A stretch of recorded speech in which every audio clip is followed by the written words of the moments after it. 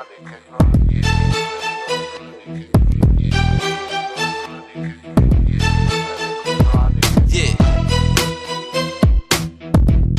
Uh-huh.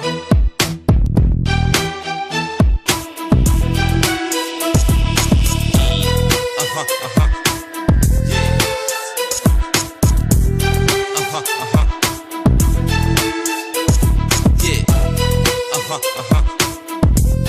Uh-huh, uh-huh. Uh-huh, uh-huh.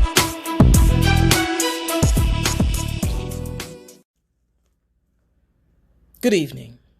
I am Regina Garcia, aka La Profesora, and I'm here today to present to you La Profesora's Word of the Week.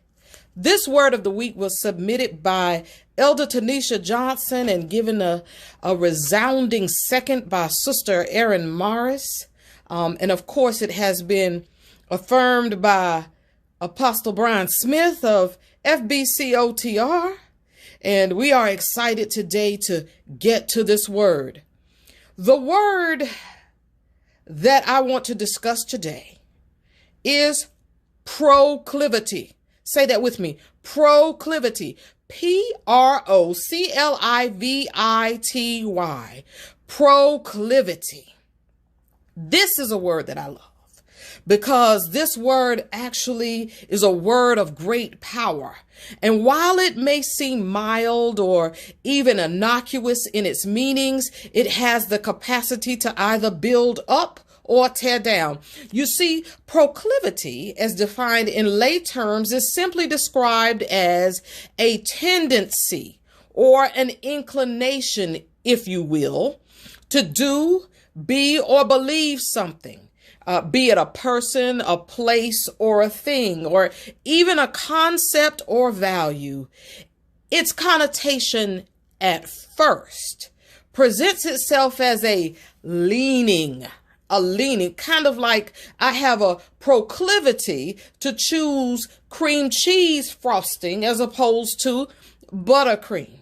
I mean, I like buttercream, but I am inclined to, I have a proclivity to request cream cheese frosting. Now, in the great scheme of life, my desire for cream cheese frosting as opposed to a buttercream frosting does not even appear that serious. It really doesn't make that much of a difference. But if you are in the spirit, as I know Elder Johnson and Sister Harvey and Apostle Smith and Trustee Martin and even Reverend Garcia are right now, you know that things are not always what they seem. Y'all come on with me. You see, good people, my proclivity to seek out cream cheese frosting on the surface does not impact anyone but me. What I mean to say is that it would seem that I am the only one who has the privilege of reaping the consequences of my proclivities. I am the one who will have the momentary pleasure. I am the one who will go after the first piece and the last piece. I am the one who the advertisers will call to promote the good gifts associated with the making and the eating of the cream cheese frosting. After all, in my house, I am the one who has the power to make the decision about what gets bought and who gets what. However, this has the potential to become quite problematic. For if I continue to insist on what I want all the time, because I have the power, and if it is a truly embedded proclivity, it will begin to impact others around me. It can result in a number of harmful things like separation. It can alienate and or marginalize the people around me, particularly if their proclivity is not to eat cream cheese frosting. If they instead are in the buttercream brigade and are continually denied access to buttercream in their home, they will eventually become resentful. They will begin to become dissatisfied with their situation because my proclivity has hindered their ability to experience life, liberty, in pursuit of all things that are buttercream. And I'm still walking around eating my cream cheese frosting on bagels and cookies and cake. You might say, eat the cake, co-pastor. Do what you want to do. Then I act like I can't see what is right in front of me until those harboring the feelings born of consistently seeing the discomfort and satisfaction of those who constantly have, whose needs are constantly affirmed, whose rights are never seemingly denied, they rise up because they are sick of never having the right to exercise their own proclivity to access their buttercream dreams because someone said you have to make this much money to get your buttercream. You have to have this shade of skin to get your buttercream. You've got to call God this or that in order for you to get buttercream. You have to love this way in order to get buttercream. You have to have the mobility of all your limbs to access the buttercream. You have to be able to learn this way and to savor the flavor of the rich, creamy buttercream.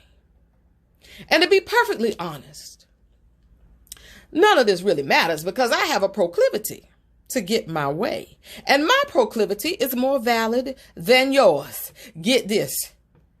Even if you're the one who milked the cow and separated the cream, and made the cream cheese. Ironically, that same cream could be used to fulfill your desire for your own dreams. But, buttercream. However, I own the cow.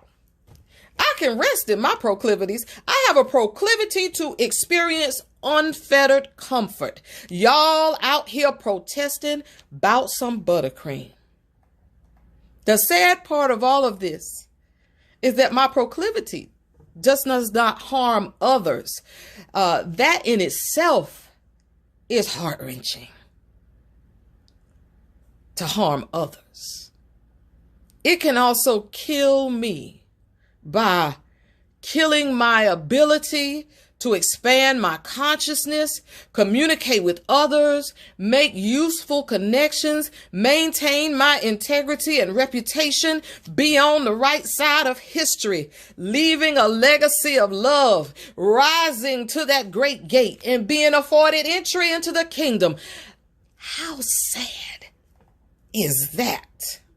What my proclivity might bring.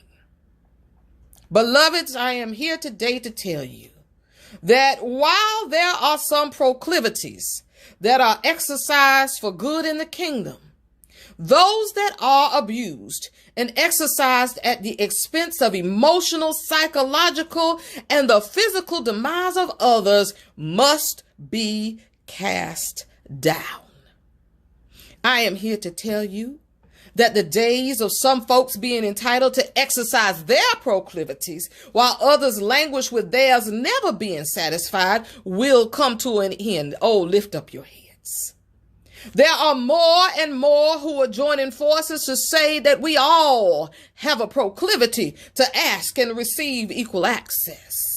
A proclivity to ask and receive equal opportunity, a proclivity to expect justice, a proclivity to live in freedom, and these proclivities ought to be honored for all. Those who love cream cheese, as well as those who love buttercream. Sacrifice harmful proclivities. Embrace positive proclivities. Understand proclivity. Proclivity. Proclivity.